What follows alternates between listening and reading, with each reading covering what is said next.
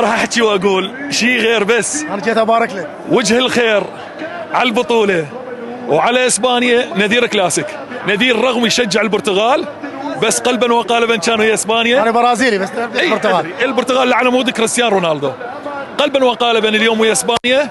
نذير اشكرك، وبس راح اقول لكم شيء، والله هذا وجه الخير. بوسه حمود، الف مبروك مره ثانيه. طبعا حمود غني عن التعريف، الفنان محمد خليل.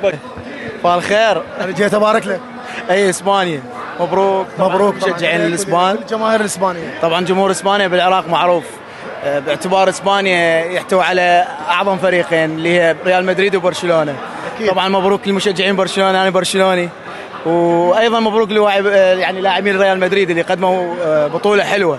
اسبانيا تحسهم العراق. اليوم ريال وبرشلونه روح واحده. بالضبط، يعني الحمد لله والشكر، فرحه مو طبيعيه، وشكرا لشبكتكم والتغطيه. حمود شلونك؟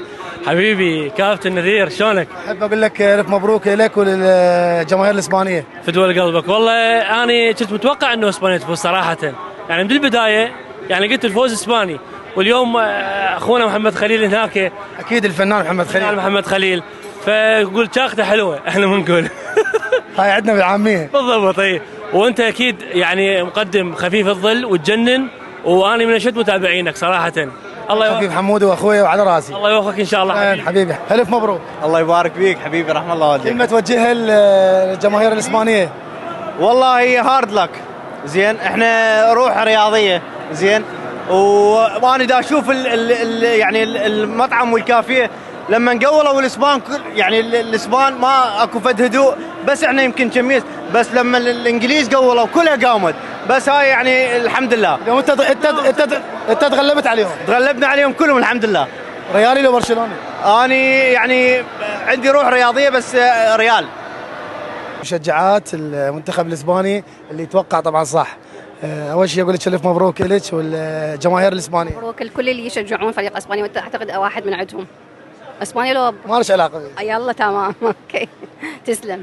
كلمه توجيه مناسبه الفوز للمنتخب الاسباني والجماهير الاسبانيه بالاخص. الجماهير الاسبانيه اولا احنا يعني يفرحنا لعبهم هذا، وان شاء الله يعني بعد احسن واحسن، لانه هي الفرحه الوحيده الونسه الوحيده اللي احنا نحس بها، فيعني فوزهم هو سعاده. انت من عشاق كره القدم؟ والله يعني من زمان، ايام زيدان من كان يلعب بالريال كنت احب يعني اتابعهم. ما شاء الله. طورنا وصلنا لاسبانيا ونتابع، يعني فد شيء هو ممتع يعني. اهم شيء رياليه ولا برشلونه؟ والله انا رياليه، بس احنا هسه بعد ما عندنا ريال هسه. اليوم ريال وبرشلونه روح واحده. اليوم اي طبعا اي اكيد. ان شاء الله كل التوفيق وشكرا ومبروك لك. رجعنا للشباب بعد المباراه. قلت لك نفوز و2-1. طبعا احب ابارك لك على توقعك، والف مبروك للمنتخب الاسباني وللجماهير الاسبانيه. كلمه توجهها للاعبين والمنتخب الاسباني. والله يعني قدموا اداء كلش رائع بهاي البطوله، وما كنا متوقعين. يعني صراحه انا اشجع فرنسا، بس اللي شفناه باسبانيا هسه لا ما شاء الله يعني على الاداء، وان شاء الله يعني اتوقع اذا بقعوا على هذا الاداء مالتهم كاس العالم 26 ان شاء الله. ايش تتوقع؟ اي 26 على هذا اللعب، 26 اتوقع ياخذوا. احب ابارك لك بمناسبه الفوز للمنتخب الاسباني. كلمه توجهها للجماهير الاسبانيه. اول شيء مبروك جميع الاسبانيين وبالاخص البرشلونيين، زين، وهي يعني اسبانيا معروفه يعني من بدايه. لازم برشلونه انت؟ اي نعم على الراس. الله يسلمك حبيبي، ان شاء الله الفرحه تكون للجميع الرياضيين. اليوم برشلونه وريال روح واحده. اي طبعا يجمعهم اسبانيا. احنا مبارك المنتخب اسبانيا، واكيد هم يستاهلون، وكنت متوقع انا من بدايه البطوله هم لهم ان شاء الله. كنت متوقع النتيجه؟ كنت متوقع جزاءات. هاني جزاءات الفوز المنتخب الاسباني طبعا اكيد. ريالي لو برشلونه؟ طبعا برشلونه. شو طبعا؟ شلون طبعا؟ اليوم اغلب لاعبين برشلونه. هي طبعا برشلونه هي المصدر الاساسي مال اسبانيا. الريال وين لاعب؟ اوفا ما تفيد. هارد لك. الله وديك. شو تحب تقول كلمه للمنتخب الانجليزي؟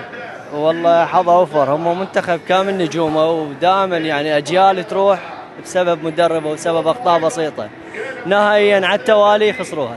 الصراحه من كان الافضل؟ والله المنتخب الاسباني يعني يلعب باص، يلعب في طوبه حلوه عندهم. بنفس الوقت انجلترا همين يعني قدمت بطوله لا بس. نقول مبروك للمنتخب الاسباني. مبروك، هي الرياضه فوز وخساره. اكيد طبعا. لازم منتخب يخسر منتخب يفوز. الف مبروك للمنتخب الاسباني وهارد لك للمنتخب الانجليزي حبيبي عذرات. شلونك حبيبي؟ الله يخليك. لا شلونك؟ الله يخليك تعوفون. مشجع المنتخب الانجليزي مو؟ مشجع انجليزي. الى هنا ختام تغطيه شبكه اسود الرافدين الرياضيه لمباراه نهائي قمه اليورو بين المنتخب الانجليزي مع المنتخب الاسباني، ونحب نقول الف مبروك الفوز للمنتخب الاسباني بهدفين مقابل هدف واحد. التقيكم على حب.